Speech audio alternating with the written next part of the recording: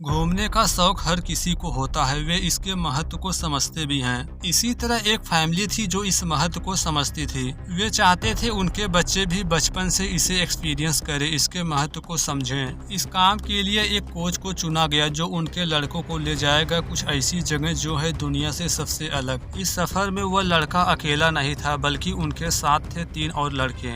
इन्हें 2 हफ्तों तक ऐसे जंगल में सरवाइव करना था जहाँ जाने के बाद कहा जाता है कि इंसान का डर खत्म हो जाता है। 3 दिनों का ट्रिप तो नॉर्मल रहा, पर चौथे दिन कोच ही गायब हो गया। सभी बच्चे डर के मारे सहम गए। किसी को नहीं पता घर जाने के लिए जाना है किस तरफ। हफ्तों तक फंसे रहे।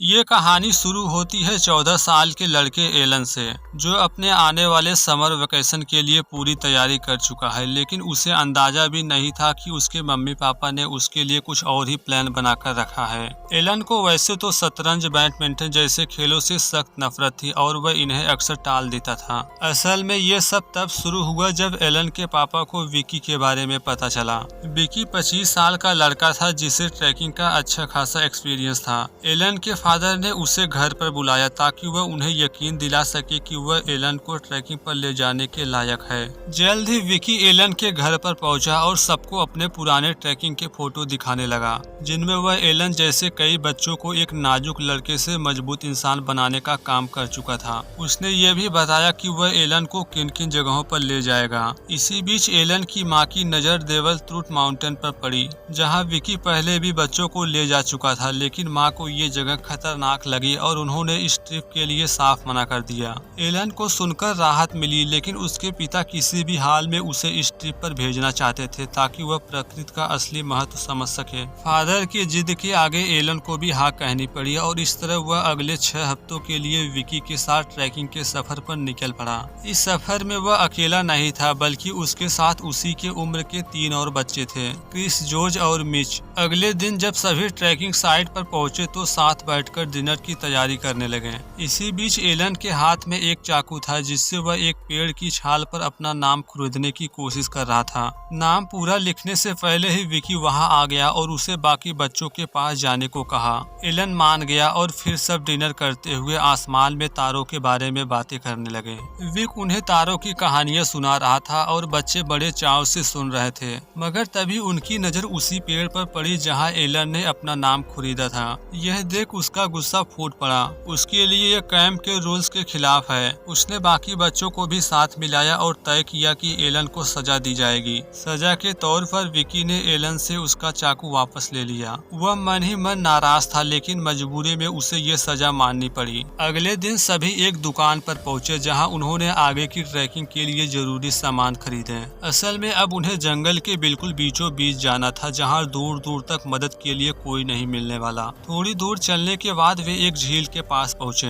विक को पता था कि रात गुजारने के लिए इस जगह से बेहतर कोई जगह नहीं हो सकती। सबने यहीं टेंट लगाने का फैसला कर लिया। थोड़ी देर बाद एलन और मिच अपने साथ लाए हुए रेडियो पर मैच का मजा ले रहे थे। इतने में विक आ गया और ये देखकर भड़क गया कि ट्रैकिंग के बीच वे रेडियो नहीं चला सकते। उसे ये बिल्कुल पसंद नहीं आया, इसलिए उसने गुस्से से उसका रेडियो भी रख लिया। शाम होते होते सबने डिनर किया और सोने की तैयारी करने लगे। तभी विकी ने एलन को अपने साथ शतरंज खेलने को कहा। एलन को शतरंज बिल्कुल पसंद नहीं था, लेकिन उसने खेला और हैरानी की बात यह थी कि उसने विकी को आसानी से हरा दिया। यह देखकर सभी दंग रह गए और विकी भी एलन से प्रभावित हुआ। तीसरे दिन वे सभी झील के दूसरे किनारे जाने की तैयारी कर रहे थे। विकी ने सोचा कि इस सफर को मजेदार बनाने के लिए नाव का इस्तेमाल किया जाए। उसने तय किया कि 4 में से एक बच्चे को बोटमैन चुना जाएगा जो नाव चलाने में उसकी मदद करेगा, जबकि बाकी बच्चे सामान लेकर पैदल जाएंगे। एलन को बिल्कुल अंदाजा नहीं था कि विकी उसे चुनेगा।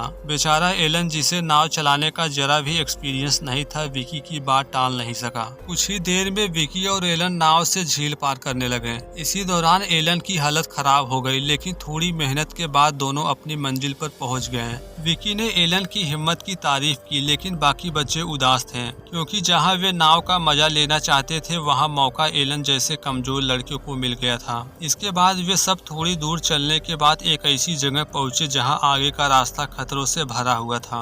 असल में उन्हें एक बेहद पतला और ऊंचाई पर लटका हुआ पुल पार करना था, जो किसी भी डरावने सपने से कम नहीं लग रहा था। पुल को देखकर एलन की हालत खराब हो गई। उसे मालूम था कि वह इसे आसानी से पार नहीं कर पाएगा। अंदर ही अंदर घबराया और सहमा हुआ था। इस बीच विकी ने सभी बच्चों को कुछ तरीके सिखाए जिससे पुल को पार करना आसान हो पाए। एक एक कर बच्चे सभी पुल को पार कर गए, लेकिन एलन अभी भी पीछे खड़ा था, डर से जमा हुआ है। विकी ने ज्यादा मदद करने के बजाय तय किया कि वह बाकी बच्चों के साथ आगे कैंप तैयार करेगा और एलन को खुद अपने डर से लड़ने देगा। जब एलन के पास कोई और विकल्प नहीं था तो उसने हिम्मत जुटाई, पुल को पार करने की कोशिश शुरू की। काफी मेहनत के बाद आखिरकार वह सफल हो गया, लेकिन इस दौरान उससे एक बड़ी गलती हो गई। पुल पार करते वक्त वह टेंट के पोल वहीं छोड़ आया। रात होने पर जब टेंट लगाने की बारी आई तो सब पोल ढूंढने लगे। तभी एलन को याद आया कि उसने जल्दबाजी में उसे पुल के पास ही छोड़ दिया था। ये सुनकर सभी बच्चे उस पर नाराज हो गए। माहौल गर्माता देख विक आया और एलन से कहा कि उसे अभी वापस पुल के पार जाकर पोल लाने होंगे। उसका डर और बढ़ गया क्योंकि वह पहले ही उस पुल से डर चुका था। फिर भी मजबूरी में वह दोबारा पुल पार करने लगा, मगर आधे रास्ते पर उसका संतुलन बिगड़ गया। वह गिरते गिरते बचा। डर के मारे उसने आगे बढ़ने के बजाय वापस लौटने का फैसला किया। इस तरह बाकी बच्चों के पास लौट आया। वहां पहुंचकर उसने एक झूठी कहानी गढ़ दी। उसने बहुत कोशिश की लेकिन पोल नहीं मिले। थोड़े वक्त बाद वहां विक आ गया। उसके हाथ में टेंट पोल थे। उसका चेहरा गुस्से से लाल हो चुका था। असल में विक चुपके से उस पर नजर रख रहा था। उसने साफ देख लिया था कि एलन ने पुल पार करने की कोशिश ही नहीं की थी। अपनी नाकामयाबी छुपाने के लिए बाकियों को झूठी कहानी सुनाई। अगले दिन वह तथा बाकी बच्चे नदी के दूसरी ओर मछलियां पकड़ने की कोशिश कर रहे थे। जब विक नाव लेकर वापस लौटा तो हैरान रह गया। एलन ने अकेले ही एक नहीं बल्कि कई मछलियां पकड़ ली थी और गर्व से उन्हें दिखा रहा था। लेकिन ये खुशी ज्यादा देर टिक नहीं पाई क्योंकि विक को पता चल गया कि एलन ने मछलियां पकड़ने के लिए जाल का इस्तेमाल किया था, जो रूस के खिलाफ था उनके। ये जानकर विक गुस्से में आ गया और सजा के तौर पर एलन को अकेले ही सारी मछलियां साफ करने का काम दे दिया। यहाँ तक कि वह एलन को उस छोटे से आइलैंड पर छोड़कर बाकी बच्चों के साथ वापस चला गया। बाकी बच्चे उसके इतने सख्त फैसले से खुश नहीं थे। उन्हें एलन के लिए बुरा लगने लगा। रात होते होते एलन अब भी उसी आइलैंड पर फंसा था और बाकी बच्चे उसकी चिंता में थे। मौसम बिगड़ चुका था, लेकिन विक ने फिर भी जाकर उसकी मदद करने से साफ इनकार कर दिया। सुबह होते ही सभी एलन को लेकर बेचैन हो उठे। जब वापस आइलैंड पर पहुंचे तो एलन को सही सलामत देखकर सभी को राहत मिली, लेकिन उन्हें अंदाजा नहीं था कि अभी बाकी है असली मुसीबत। जैसे ही वे वापस जाने की सोच रहे थे, उन्होंने देखा कि विक कहीं गायब था। धीरे धीरे बच्चों को समझ आने लगा कि वे अब इस जगह पर अकेले फंस चुके हैं और उन्हें खुद ही किसी तरह जिंदा रहना होगा। यहाँ तक कि उन्हें शक होने लगा कि शायद विक जानबूझकर उन्हें छोड़कर चला गया है। डर का माहौल फैल चुका था और इसी तनाव में आपस में बहस करने लगे। रात में मौसम फिर से खराब हो गया तो उन्होंने तय किया कि सब एक ही टेंट में रहेंगे। किसी तरह उन्होंने रात काटी और सुबह उन्हें समझ में आ गया कि अब वे इस जंगल में अकेले हैं। सब चुपचाप उदास बैठे थे, लेकिन तभी क्रिस ने बाकी लड़कों से कल की बदतमीजी के लिए माफी मांग ली। इसके बाद चारों ने एक दूसरे से अपनी गलतियों की माफी मांग ली और तय किया कि अब वे साथ मिलकर इस मुश्किल से बाहर निकलने का रास्ता ढूंढेंगे। थोड़े वक्त बाद वहां विक आ गया और हैरानी की बात यह थी कि वह बच्चों से खुश नजर आ रहा था। असल में वह उससे प्रभावित था क्योंकि उन्होंने उसके बिना ही एक रात जंगल में सरवाइव कर ली है। विक ने साफ कर दिया कि ये सब उसने जानबूझकर किया ताकि उन्हें अपने अगले मिशन के लिए तैयार कर सके। इनका अगला मिशन था डेविल ट्रूथ, वह पहाड़ जिसे देखकर एलन की माँ तक घबरा गई थी। अब चारों बच्चे खुद को पहले से कहीं ज्यादा मजबूत महसूस कर रहे थे क्योंकि उन्होंने पिछले कई दिनों में ढेरों मुश्किलें झेल ली थी। जल्द ही वे डेविल्स ट्रूथ पहाड़ पर पहुंच गए जहां सभी विक के पीछे पीछे ट्रैक कर रहे थे। लंबी मेहनत और कठिन रास्तों के बाद आखिरकार वे पहाड़ की चोटी तक पहुंच गए, मगर वहां से सुरक्षित रास्ते पर जाने के लिए उन्हें हवा में लटककर एक मोड़ लेना था। विक ने हवा में एक रस्सी बांधी ताकि सब एक एक करके झूलते हुए सुरक्षित रास्ते पर पहुंच सकें। ये तरीका जितना रोमांचक था उतना ही खतरनाक भी, क्योंकि अगर जरा भी गलती हुई तो वे कई मीटर नीचे गिरकर जान गंवा सकते थे।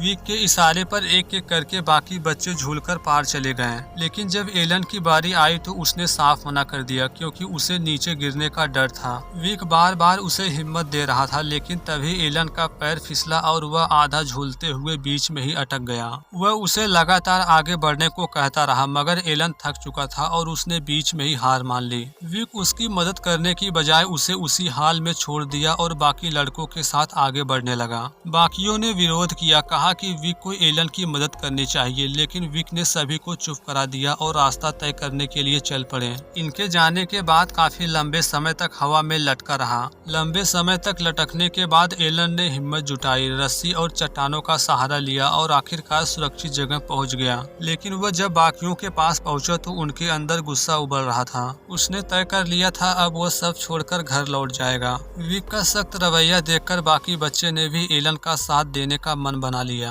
विक उन्हें रोकने की पूरी कोशिश करता, लेकिन बच्चे उसकी एक नहीं सुनते और अपनी राह पर चलते रहते। एलन और बाकी बच्चे दिन रात चलते हुए उस जगह पर पहुंच जाते हैं जहां उन्होंने पिछली रात कैंप लगाया था। अब उन्हें यकीन हो गया था वे सही दिशा में लौट रहे हैं, जिससे उनका आत्मविश्वास और बढ़ गया। थोड़े वक्त बाद अचानक विक आ धमकता है, बच्चों से वापस साथ चलने का जिद करता है। जब बच्चे मना कर देते हैं तो वह जबरदस्ती उनका पीछा करने लगता है। इस अफरा दफरी में क्रिस सबको बचाने के लिए विक पर डंडे से हमला कर देता है। वह नीचे गिर जाता है, जिससे उसे कई चोटें आती हैं, यहाँ तक कि उसका एक पैर टूट जाता है। अब वह चाहकर भी उन्हें परेशान नहीं कर पाता। बाकी बच्चे विक को छोड़कर आगे बढ़ना चाहते हैं, लेकिन एलन ठहरने का फैसला करता है। वह नहीं चाहता वह भी विक की तरह पत्थर दिल बन जाए, इसलिए इंसानियत के नाते वहीं रुककर उसकी मदद करने का निर्णय लेता है। एलन बाकी बच्चों को लौट जाने को कहता है ताकि वे मदद ला सकें। इस तरह बच्चे निकल जाते हैं वहां से।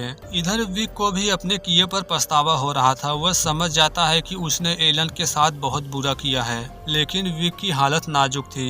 एलन समझ गया कि उसे तुरंत अस्पताल पहुंचाना जरूरी है। वह नाव से जाने को सोचता है, मगर विक मना करता है क्योंकि एलन अभी भी नाव चलाने में नौसिखिया था।